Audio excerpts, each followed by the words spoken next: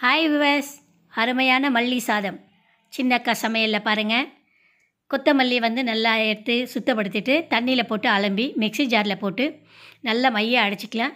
அந்த நல்ல மைய அரைக்கும் போது பார்த்திங்கனாக்கா 2 பச்சை மிளகாய் கூடுதலாக போட்டிருக்கேன். இது இல்லாமல் பார்த்திங்கன்னா மிக்ஸி ஜாரில் போட்டு நம்ம மைய விழுதாக அரைச்சிக்குவோம். இது இல்லாமல் வெங்காயம், வரமிளகாய் ஒரு 5, கொஞ்சம் முந்திரி, கடலைப்பருப்பு, உளுத்தம்பருப்பு, சாதம் நான் 2 பேருக்கு தேவையான அளவுக்கு சாதம் எடுத்துன்னு இருக்கேன்.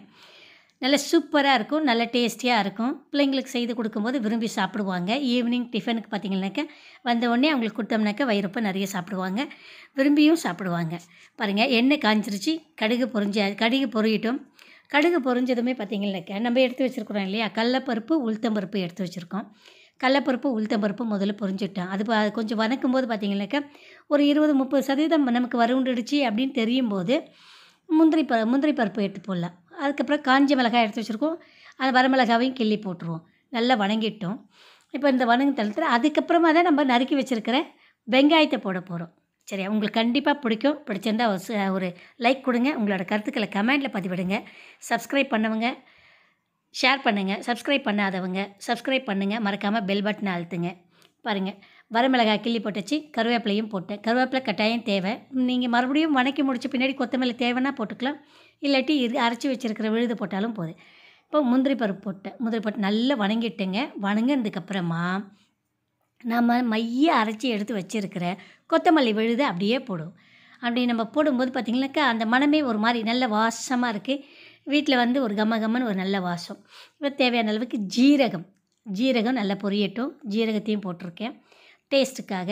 தேவையான அளவுக்கு நீங்கள் சால்ட்டு பயன்படுத்திக்கலாம். இப்போ நம்ம மைய அரைச்சி வச்சுருக்கிற கொத்தமல்லி விழுது போட்டாச்சுங்க.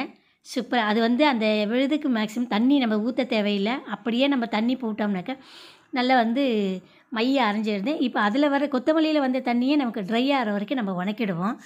நல்லா வணங்கட்டும். வதங்கினதுக்கப்புறமா நமக்கு தேவையான அளவுக்கு ரைஸுக்கு நமக்கு என்ன தேவையோ தேவையான அளவுக்கு நம்ம சால்ட்டு போட்டு நல்லா ட்ரை ஆகிடுச்சு பாருங்கள். இப்போ நம்ம எடுத்து வச்சுருக்கிற சாதம் ஏற்கனவே அதில் கொஞ்சம் ஆயில் அப்ளை பண்ணியிருக்கேன். போட்டு நல்லா மேலே கீழே கலர் நாப்பில் விட்டோம்னாக்கா அருமையான கொத்தமல்லி சாதம் சூப்பராக ரெடி ஆகிடுச்சு. உங்களுக்கும் கண்டிப்பாக பிடிக்கும். செய்து சாப்பிட்டு பாருங்கள். சாப்பிட்டு பார்த்துட்டு உங்களோட கருத்துக்களை கமெண்டில் பதிவிடுங்க.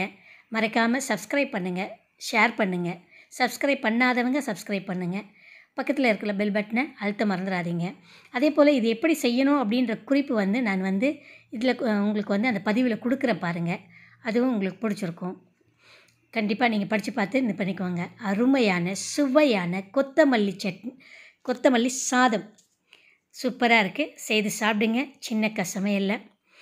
அடுத்து வேறு டிஷ் என்ன வேணும் அப்படின்றத அடுத்த முறை நம்ம பார்க்கலாம். அருமையான கொத்தமல்லி சாதம் சின்னக்கா சமையலில் சூப்பராக இருக்குது. சாப்பிடுங்க. அடுத்த பதிவில் சின்னக்கா சமையலில் பார்ப்போம், சந்திக்கலாம்.